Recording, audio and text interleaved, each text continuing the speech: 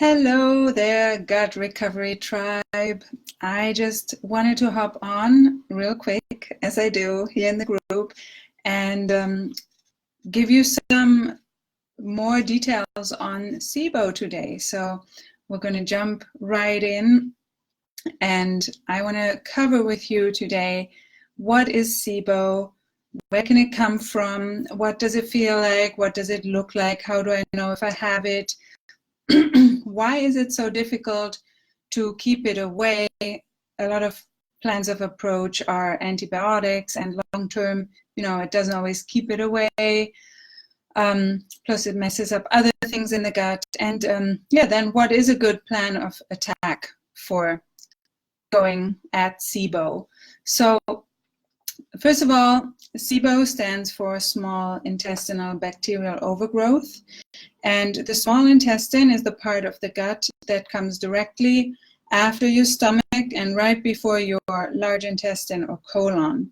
So what happens in the small intestine is nutrient absorption.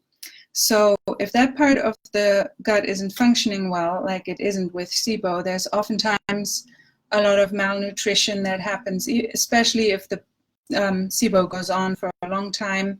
You will experience nutrient deficiencies. So what it is basically there are too many either of the wrong kind of microorganisms in your small intestine, or there are basically it is too many of the wrong kind, but it could be too many of the ones that are supposed to live there, or it could be too many of the ones that occasionally can slip back in from the colon. So between the small intestine and the colon, there's a valve called the ileocecal valve, and that is usually just a one-directional valve, so that everything that comes from the small intestine goes into the colon and not the other way around. When that valve isn't functioning properly or closing properly, that can be for certain reasons too, and that can be fixed too, but if that isn't closing properly, then the bacteria can go back from the colon back into the small intestine, which will then bring the bacteria that you don't want in there into a part, into the small intestine where you don't want it.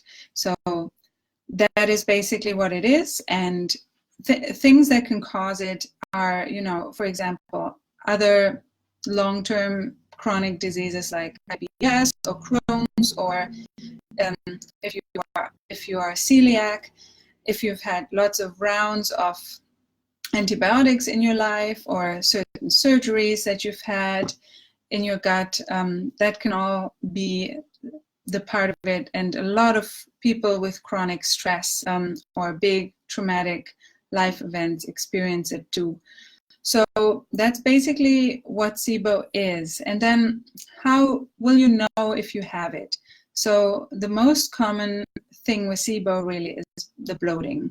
Bloating, belching, burping after food, up to even a couple hours after you've eaten, can be burping and belching, but just a lot of discomfort in the midsection, low energy. Then it can both be constipation or diarrhea or alternating, but those are really the main factors of SIBO. But the bloating and feeling, a lot of people have like this pregnancy feeling, bloating, they look pregnant without being pregnant, and it's really bothersome and makes your clothes not fit right, makes you feel uncomfortable all day long. And there are breath tests you can take for it, but mostly when you have those symptoms, it's pretty likely that you are dealing with some type of SIBO. And it's a very common issue or chronic illness that people are dealing with, especially with the Western diet and a lot of our foods being laced with antibiotics and glyphosate and, all the things. So why is SIBO so difficult to treat? So the thing is, a lot of doctors approach it because it is an overgrowth of bacteria, what common Western medicine states you want to fight bacteria with antibacterials, and those are the ones that are creating resistance, the antibiotics. And so when you do treat SIBO with antibiotics, what is very likely is that you do create more resistances in other bacteria, and especially pathogenic bacteria in your gut. But also in the long term, you are not fixing the underlying issue of why the SIBO occurred. So if you have a dysbiosis in the colon and your ileocecal valve keeps not shutting properly, then your body will keep pushing the food back into the small intestine, or the bacteria with the food that shouldn't be going back in that direction. So if you just take that one round of antibiotics for the SIBO, that will fix it maybe for a short time. It might give you other issues down the line in your gut, and also it won't fix why it occurred in the first place.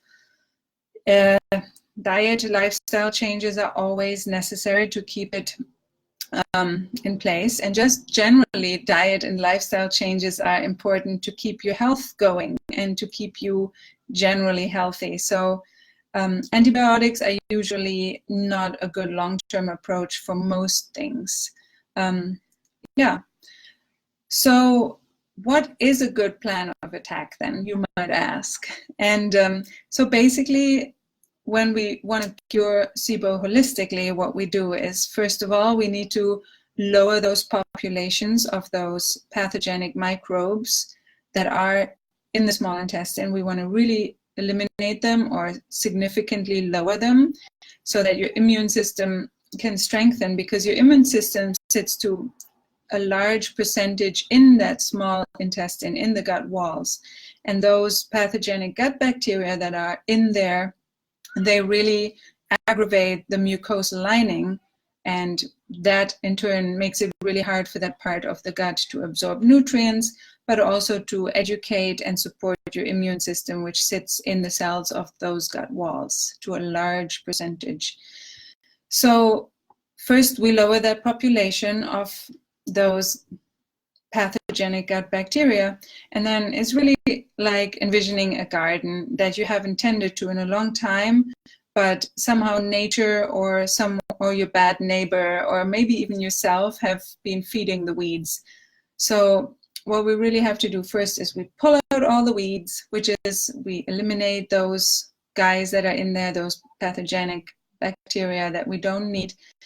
We work with ileocecal valve so that we work on making it able to shut again. Then we also prepare the gut to be a good environment again for the good garden, the nice plants, the helpful plants in the garden that we want to grow, which are also known as the beneficial gut bacteria. And then, and then we just support it with foods and supplements to make sure that it is a long-term change.